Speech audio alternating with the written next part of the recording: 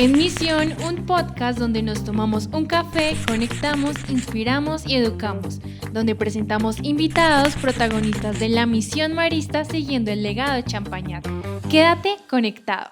Hola mis queridos amigos de la provincia de Norandina, bienvenidos a un nuevo episodio del video podcast En Misión, 3 latidos, un solo corazón. Y el invitado que hoy me acompaña ha tenido la experiencia muy interesante durante 8 años de haber servido en la Consejería General, allí este servicio en el instituto, pues es el hermano Óscar Martín Vicario, quien por estos días, por estas semanas, nos está acompañando en nuestra provincia, en Norandina. Hermano, bienvenido a este espacio comunicativo de la provincia norandina. Muchas gracias. Para mí es una alegría estar aquí entre ustedes. Hermano, empecemos hablando, ¿cómo podríamos definir ese tiempo de vida marista, más de 30 años, seguramente, del hermano Óscar Martín? Uy, son muchos años y muchas experiencias. En la primera etapa de mi vida trabajé y viví sobre todo en mi provincia de origen, que es Compostela, una provincia que está en el noroeste de España y también Portugal. Y por allá estuve pues trabajando muchos años en los colegios, en la pastoral, muy feliz. Luego las cosas se complicaron un poco, me pidieron servir como provincial allá en Compostela. Pues fue una experiencia también intensa, bonita, pero con sus dificultades. Y luego, cuando acabé como provincial, tuve la suerte de poder hacer algo que siempre había soñado, que es irme a África, desde joven, desde novicio. Entonces me fui a Mozambique, estuve trabajando allí 2 años, y cuando estaba tan feliz en Mozambique, pues fui elegido para el capítulo general y allí también elegido para servir como consejero. De modo que mi sueño africano se tuvo que truncar un poquito o al menos aplazar, y los últimos 8 años pues estuve en ese servicio del Consejo General en Roma. Entonces podríamos decir que la proyección se da de volver a retornar allí a África a continuar ese servicio, si se diera. Hace poquito me escribía el provincial de África del Sur y me decía: solo estuviste 2 años, no has concluido tu contrato, te estamos esperando. Y la verdad es que por mi parte yo estaría encantado de volver a África. Vamos a ver cómo se enfoca ahora el futuro en los próximos meses. Y lógicamente también tengo mi provincial allá en Compostela al que tengo que obedecer. Muy bien. Hablemos un poco de lo que fue esa corta experiencia en África. Usted lo señalaba, hermano. Fue su sueño desde la época del noviciado y llegar a esos 2 años en África. ¿Qué se encontró y qué aprendizaje le dejó en esos 2 años? Uy, son muchas cosas porque aunque el tiempo fue breve, fue muy intenso. Yo estuve trabajando en Mozambique en el noviciado que tenemos allá los hermanos, y yo digo que fue un gran salto porque en mi provincia de Compostela, aunque hay mucha vitalidad, también hay muchos hermanos mayores a los que yo acompañaba como provincial. De repente me encontré en una casa con 20 novicios, jóvenes llenos de entusiasmo por la vida marista, pero también en un contexto de mucha pobreza y mucha necesidad. Entonces, pues hubo un poco de todo: el trabajo en la formación, la parroquia, la pastoral. Fue una experiencia muy intensa. Y también un cambio interno importante, ¿no? Ahora que estamos en Cuaresma, esto de la conversión, pues a veces se hace más con los hechos que con las palabras. Y de repente verse en otro mundo, en un espacio de necesidad, con tantas carencias, pues claro, transforma la visión y transforma el corazón un poquito. Ciertamente. Cuando hablamos en términos de espiritualidad, muchas veces se menciona que el Señor a veces lo desacomoda a uno un poco en esos lugares donde uno se siente precisamente cómodo, ¿no? Y uno de esos momentos en los que usted se desacomodó, hermano, como bien lo decía, fue cuando estaba tan tranquilo en África, le dicen: vamos a servir como consejero general. Fueron 8 años, seguramente muchas experiencias, también unas responsabilidades muy intensas, muy fuertes. ¿Cómo podemos resumir esa experiencia de esos 8 años en la Consejería General? Bueno, no sé qué salto fue más difícil, si saltar de España a Mozambique o saltar de Mozambique a Roma, porque ciertamente fue una sorpresa y fue también algo que, claro, cambió mi vida. La experiencia en el Consejo General ha sido una experiencia intensa, intentando hacer equipo y ser el apoyo del hermano Ernesto Sánchez, superior general en ese momento, y experimentando la riqueza de nuestro instituto.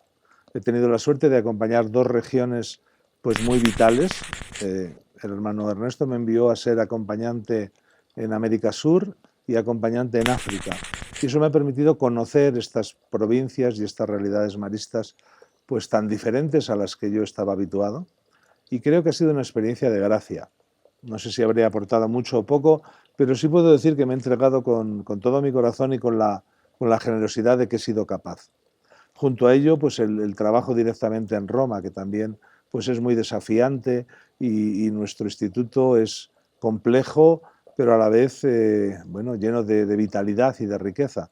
Me gustó mucho porque en una de sus primeras intervenciones, el nuevo superior general, el hermano Peter Carroll, dijo: somos una institución complicada, extensa, pero no somos una ONG, no somos un instituto de cooperación internacional, somos una presencia religiosa y un instituto religioso.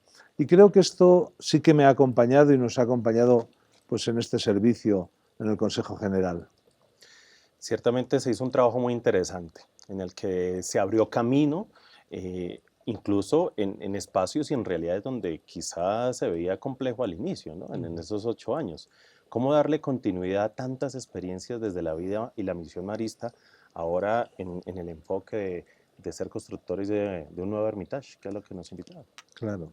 Nosotros, como todo equipo en el gobierno, recibimos una herencia del equipo anterior, que había hecho un trabajo excelente con el hermano Emili Turú al frente, y nosotros, pues lógicamente, continuamos parte de ese trabajo, pero también hicimos nuestras aportaciones y nuestra contribución, ¿no?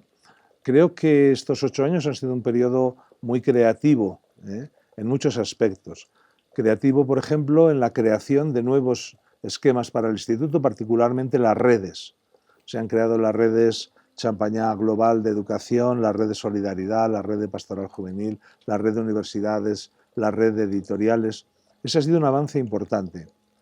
Después, intentando ser fieles a lo que se había propuesto en el anterior capítulo general, se hicieron bastantes innovaciones para construir la familia global. Se crearon, por ejemplo, las reuniones anuales de provinciales, se reformaron los secretariados y también hubo una producción muy intensa en términos de documentos y de reflexión. Se renovaron las constituciones o se completaron lo que había dicho el capítulo anterior, la regla de vida, la renovación del documento Misión Educativa Marista, la nueva guía de formación, el nuevo documento del laicado. Creo que son avances significativos en el tema del laicado tan importante, el foro de laicos y todo el proceso que lo acompañó. Bueno, no es para decir que hemos hecho mucho o poco, pero sí para decir que el instituto continúa y que hay una vitalidad que se va transmitiendo de unos a otros. A nosotros nos tocó esta dimensión de la familia global y creo que ahí estamos trabajando muy bien. Y ahora el nuevo equipo pues va a continuar esto con ese, creo que desafiante lema de ser constructores de un nuevo Hermitage. Y bueno, pues lo tienen difícil, pero también creo que son un equipo magnífico para poder hacer vida, ese nuevo Hermitage que hoy el Instituto Marista necesita. Ha tocado una palabra, ha mencionado mejor, hermano, una palabra muy interesante, desafiante, el desafío. Y creo que uno de esos desafíos que ustedes encontraban allí era eso, ser familia global. Y hoy en día, por muchos lugares de la misión marista, creo que ya se vive y se siente esa familia global, ¿no? Sí, yo creo que hemos avanzado mucho, pero también nos queda trabajo por hacer. Yo siempre digo que cuando hablamos de familia global, de un lado hay una parte poética y un sueño hermoso que conecta muy bien con Champañá y su sueño de estar en todas las diócesis del mundo y su visión de familia para el instituto. Pero también, junto a esa parte más ideal, hay un compromiso que luego se concreta. Yo digo, cuando Ser Familia Global nos llama a compartir recursos, a compartir hermanos, a compartir dinero, a compartir estructuras, bueno, eso es exigente, ¿no? Ahora que ya no hablamos de familia global, sino de construir el nuevo Hermitage, bueno, pues esa pequeña metáfora de que cada uno tiene que aportar su ladrillo, su piedra a la construcción, es muy importante.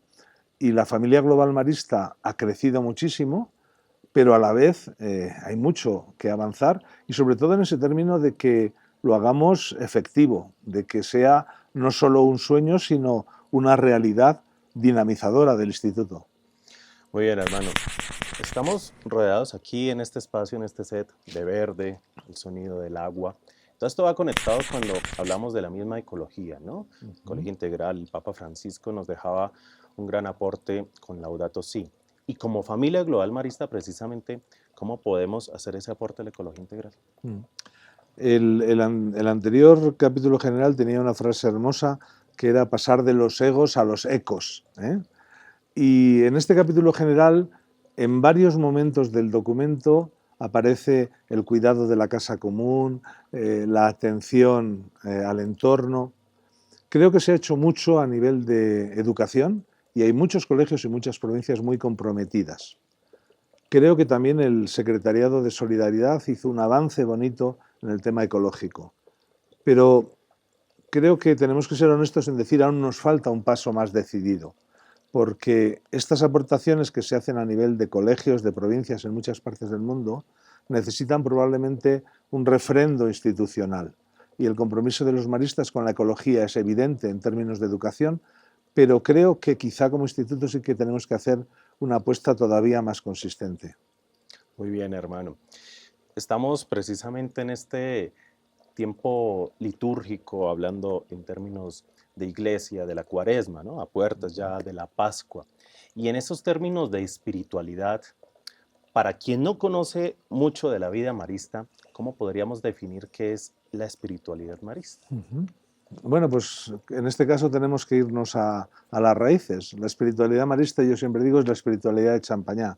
La hemos dado muchos nombres: espiritualidad marista, espiritualidad apostólica marista, espiritualidad mariana, y al final son formas de denominar una única realidad, que es, hemos aprendido de Champañá un estilo de espiritualidad que en primer lugar es apostólica porque se desarrolla en nuestro apostolado, que en segundo lugar es mariana porque nos gusta y nos fascina el estilo de vivir la espiritualidad que tenía María, y en tercer lugar es una espiritualidad que atraviesa la vida. El anterior capítulo general tenía una expresión que era espiritualidad del corazón. A mí me tocó trabajarlo mucho porque yo también era enlace para el área de Hermanos Hoy, y en esa área que incluye la formación permanente, trabajamos mucho este tema, no solo con hermanos, también con laicos. Ahora el nuevo capítulo dice una espiritualidad viva y repite en el desarrollo una espiritualidad del corazón. Y creo que son adjetivos bien significativos. Fue muy sorprendente que el Papa Francisco, al final de su mandato, escribe aquella carta sobre el corazón y hace una carta sobre el corazón de Jesús que a muchos les sorprendió. ¿Qué es esto? La devoción al corazón de Jesús. Pero tiene algunas frases fabulosas esa carta, entre otras esa en la que dice: al final somos lo que es nuestro corazón. Ahí se sitúa la espiritualidad marista. Y la espiritualidad de Champañá, que siempre ha estado explicada con la espiritualidad de la presencia de Dios, es una espiritualidad justamente que hace eso, vivir en conexión con Dios y en conexión con la vida. Y eso nos cuesta, nos cuesta. A pesar de nuestra tradición marista, no siempre hemos sido capaces de vivir esa espiritualidad integradora. Creo que el desafío sigue ahí. Y en esos desafíos, hermano, con ese mismo llamado a la espiritualidad marista, desde el corazón, hablamos en estos tiempos de la conversión, ¿no? ¿Cómo vivir como maristas precisamente esa conversión desde el corazón? Precisamente en los lugares donde estamos llamados a hacer misión, muchas veces realidades muy difíciles. Es curioso porque la primera llamada del último capítulo general es la de la vocación, y cuando se desarrolla esa llamada de la vocación usa dos palabras un poco desconcertantes o al menos provocativas, y habla de hermanos y de laicos apasionados y enamorados. Creo que los capitulares fueron o fuimos valientes para usar esas palabras, porque a algunos les sorprenden, pero creo que ahí nos jugamos lo que usted me pregunta. La conversión del corazón es apasionarse y es enamorarse. Yo a veces digo, y he escrito en algún caso, que tenemos nuestro lema de dar a conocer a Jesucristo y hacerlo amar, y a mí me ha costado 40 años darme cuenta de que no son dos cosas idénticas. Yo siempre he pensado, bueno, pues dar a conocer a Jesucristo y hacerlo amar. Para eso fuimos fundados. He tardado 30 años de vida marista en descubrir que quizás somos muy buenos o hemos sido muy buenos en dar a conocer a Jesucristo, grandes educadores, personas entregadas, buenos catequistas. No sé si hemos sido tan buenos en hacerlo amar. Y me parece un desafío bonito, porque tenemos que seguir dando a conocer a Jesucristo y hace mucha falta a nuestra juventud tan desorientada, pero tenemos que intentar hacer amar a Jesucristo. Y esto habla de otra cosa, habla de pasión, habla de emociones, habla de educación afectiva, habla de poner la vida en juego. La verdadera conversión se da en el corazón y ojalá los maristas, hermanos y laicos, seamos personas enamorados, apasionados, como dice el capítulo, porque sólo así podremos poner a nuestros alumnos y a nuestros jóvenes en la situación de amar a Jesucristo, de enamorarse de Él. Creo que ahí va muy en línea con el tema de testimoniar, ¿no? Claro. Pablo Francisco nos hablaba también de eso, ¿no? Testimoniar. Nadie da lo que no tiene. Nadie da lo que no tiene. Si no estamos conectados desde el corazón, enamorados, usted lo decía, hermano, pues muy difícil testimoniar. Claro, claro. ¿Existe alguna diferencia, a propósito de este tiempo, continuamos en esto, hermano, entre ser religioso y ser espiritual? La palabra religioso puede ser un poco engañosa, ¿no? A veces cuando tenemos que rellenar, yo lo hacía en mis viajes, ¿no? Te ponen en el visado, en el documento de entrada a un país, profesión. A veces ponemos profesor, otras veces ponemos religioso. Y yo digo, qué peligroso es que ser religioso sea una profesión, porque a veces nos convertimos en expertos en religión, pero no en personas hondamente espirituales. Y sin embargo, el sentido de nuestra vocación y el futuro, y esto vale para la vocación cristiana de todos los laicos y vale para la vocación religiosa, es sobre todo una cuestión de espiritualidad, es una cuestión de vivir en el espíritu. Eso es lo que hace a una persona diferente y, si queremos, religiosa. No ni el título, ni siquiera la profesión formal, no, la experiencia espiritual. Yo digo muchas veces cuando hablo de espiritualidad, aquí solo vale la experiencia. Y creo que esto es fundamental, no es un título, no es una profesión, no, es una experiencia. Y cuando nuestra experiencia espiritual es débil, no es suficientemente fuerte, no es intensa, pues todo se tambalea, Por eso me encantan las palabras pasión o las palabras experiencia o las palabras conexión, porque ahí nos jugamos el ser auténticamente espirituales. Y ya saliendo del tema de la espiritualidad, pero continuando en torno a lo que es la experiencia, hablemos ahora de esa experiencia que ha tenido durante estas semanas, hermano, y continuará un poco más en la provincia norandina. ¿Cómo lo ha recibido la provincia? ¿Cómo lo ha tratado? ¿Qué tal su experiencia en Colombia, la gastronomía? Bueno, el café colombiano, que hacia afuera se habla mucho. Qué rico, magnífico ese café colombiano, y ya uno se acostumbra a tomar 3 o 4 tinticos al día y es una maravilla, ¿no? Yo creo que ya me estoy colombianizando un poquito, no mucho, pero poco a poco. Con la gastronomía, desde luego, y ya soy fan de las arepas y del tintico, pero también con las personas, con el entorno. He visitado algunos lugares de Colombia, no muchos, he visitado Bogotá, y la verdad es que estoy teniendo una experiencia muy grata. Yo he venido aquí estas semanas, estos 3 meses, dentro de estos meses un poco sabáticos o de reciclaje que mi provincial me concedió, y hablando con unos y con otros, bueno, fue una buena oportunidad venir aquí porque era un lugar poco conocido para mí. Tenía la oportunidad de hacer algunos estudios aquí en la Universidad Javeriana que estoy haciendo con algunas clases por allá, y a la vez pues conocer esta realidad. Yo le digo al hermano Leonardo, nuestro provincial, que en la Casa Provincial he encontrado una comunidad que tiene dos características hermosas. ¿Cuáles son? Primero, que es Sí. muy acogedora y segundo, que es muy flexible. Y estas dos características para mí son una bendición porque es lo que venía buscando. Me siento muy acogido por los hermanos y los laicos de Norandina y de Bogotá en concreto, y me siento también con mucha libertad, ¿no? Y estas dos cosas ayudan a lo que yo venía buscando. Así que este sentido de acogida y de flexibilidad, pues creo que reflejan también un poco el espíritu colombiano. Y creo que sí, hermano, se ha ido colombianizando mucho porque ya adoptó el término el tinto, ¿no? Para muchos fuera del país, el tinto le entendemos que va más relacionado con el vino, ¿no? Claro, en España, Claro. sin duda. Entonces muchos dirían, el tinto va a tomar vino. Bueno, aquí en Colombia se le dice el tintico solo al café. Así Muy es, bien. así es. Pues muy bien, hermano, va conociendo más de esas riquezas también que dentro de la misma cultura va conociendo. Además que también teniendo la oportunidad de visitar otras ciudades del país. ¿Por Ecuador también va a estar? Sí, yo quería dentro de esta experiencia de 3 meses tener algún contacto con la Amazonia, porque cuando fui consejero, una de las cosas que me tocó y fue una gracia fue visitar la Amazonia brasileña. Yo era acompañante de Brasil.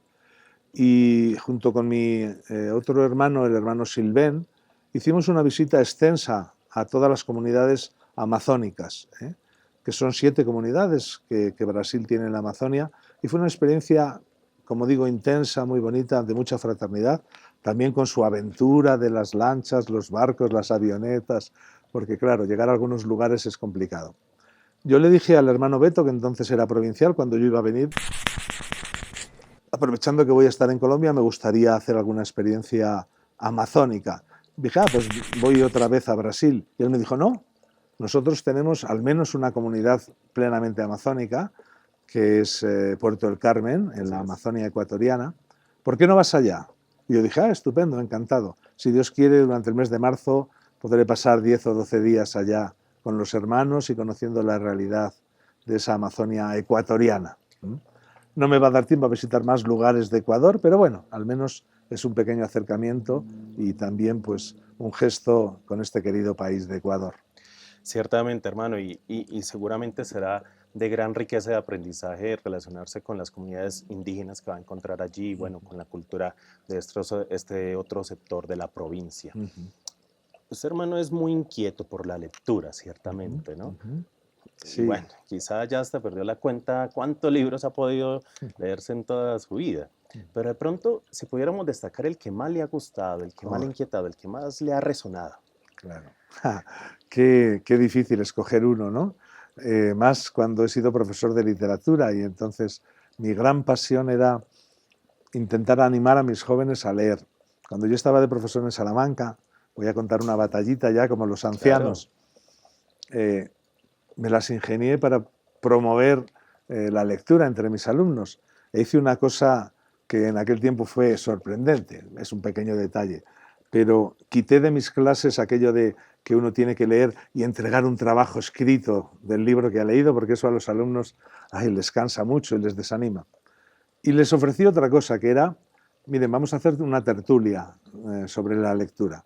Entonces yo me los llevaba a una cafetería allí cerquita del colegio, con permiso de sus padres, les invitaba a tomar un café o una Coca-Cola, algunos me pedían cerveza, yo no les dejaba, y hacíamos un rato de tertulia en grupitos de 5 o 6 sobre el libro que habían leído.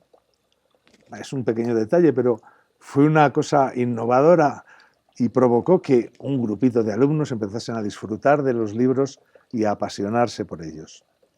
Claro, en este contexto escoger un libro solo, pues no, me cuesta mucho. Cuando yo era joven, en aquella época, cuando era profesor, yo tenía a gala que leía un libro por semana.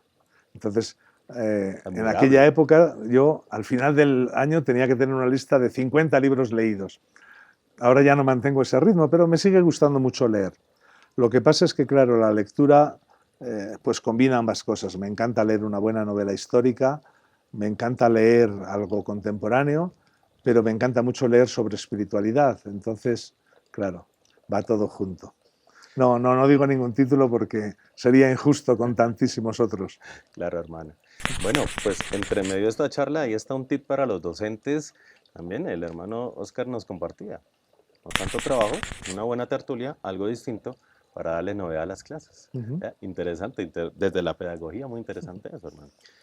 Ciertamente, hermano, nos compartía que como consejero general, pues no conocía mucho Norandina, ¿no? No. Claro, porque acompañaba a otras regiones. Pero ¿cuál era esa idea que tenía acerca de la provincia de Norandina? Eh, ese conocimiento quizá de pronto básico a partir de lo que escuchaba y ahora Bueno, lo que se encuentra. bueno, yo creo que hay un paralelismo con otras provincias y otros países que yo sí que acompañé. Es decir, no veo tanta diferencia con algunas realidades que yo acompañé en Brasil, en Perú, en Bolivia, en Chile, en Argentina. En ese sentido creo que hay un vínculo común y aunque no acompañaba directamente en Norandina, bueno, pues creo que hay muchos paralelismos. En todo caso, creo que Norandina, como toda provincia, tiene sus singularidades, ¿no? Y creo que los tres países son bien diferentes, han tenido el desafío y siguen teniéndolo de caminar juntos, porque creo que la realidad ecuatoriana, colombiana y venezolana se complementan, pero son bien distintas. Y también desde el Bastante. punto de vista marista, en el número de comunidades, en cómo se ha avanzado en educación y evangelización, en el tema del laicado. Bueno, cada uno de los tres países ha hecho su camino y creo que hay riquezas para compartir en todos los lugares. Creo que hay un compromiso potente y muy bonito de inserción en los hermanos de Venezuela. Creo que hay una gran fuerza vocacional, educativa, son una potencia educativa y evangelizadora ustedes en Colombia. Y creo que hay esa realidad quizá más reducida, pero muy intensa, del estilo marista ecuatoriano. Bueno, pues creo que todo eso está ahí y tenemos que caminar con ello. Está la presencia de la mayor parte de los hermanos que son ya de esta tierra, quizá en Venezuela y en Ecuador también la presencia aún de muchos hermanos o de un grupo significativo de hermanos españoles, las diversidades políticas, culturales, hasta raciales de estos tres países. Sé que integrarlo no es fácil, pero a la vez a mí me gusta leerlo como riqueza, ¿no? He tenido la suerte de ver reunido al nuevo Consejo Provincial con el hermano Leonardo al frente. Coincidió que se reunían en Armenia cuando yo estaba visitando aquella comunidad y me pareció estupendo justamente esta propia diversidad ya en el mismo Consejo Provincial. Yo confío en que el hermano Leonardo va a potenciar mucho toda esta riqueza, ¿no? ¿Que hay diferencias y dificultades? Pues ¿dónde no las hay? En mi provincia de Por todo Compostela, lado. cuando nos juntamos las tres provincias de Castilla, León y Portugal, éramos bien diversos. Pero a la vez creo que si somos capaces de leerlo como riqueza y de sacar lo bueno de la experiencia de cada uno de los tres países, tenemos un camino eh, de mucha vitalidad por delante. También quiero decir una cosa, que es, probablemente tampoco estamos ya en un momento del instituto en el que tengamos que mirar tanto a las provincias y quizá una mirada regional sea más positiva y de más futuro. Yo a los hermanos les digo, hombre, qué bonito ser de Compostela, pero mirémonos como maristas de Europa. Y a los hermanos de Norandina les diría lo mismo, qué hermoso, toda la riqueza y la belleza de estos tres países. Ahora estoy descubriendo tantas cosas buenas en Colombia, ¿no? Pero yo creo que ya no es el tiempo del instituto para mirar cerradamente a las provincias, sino para decir, bueno, somos Arco Norte, somos una región americana y tenemos que construir en ese contexto la vida marista. Hermano, ya para finalizar este diálogo, esta conversación muy informal, muy amena sobre distintos temas, ese mensaje que quisiera compartirle a los distintos hermanos y laicos de nuestra provincia que siguen caminando y siguen haciendo vida y misión en Ecuador, Venezuela y Colombia. Voy a usar las palabras del capítulo general una vez más. Cuando habla de la construcción del nuevo Hermitage, explica lo que significa, no es una casa física, es reconstruir el espíritu marista, y usa tres palabras que yo repito casi en todos los encuentros que he tenido desde entonces. Estamos llamados a hacer esta construcción con audacia, con ternura y con esperanza. No se me ocurre un mensaje mejor para los hermanos y laicos de Norandina. El futuro que nos espera es construir con audacia, con ternura y con esperanza. Sin ternura no somos nada porque es el rasgo marista Si algo tiene la imagen de la buena madre con el niño en brazos, dormidito y chupándose el dedo, es ternura.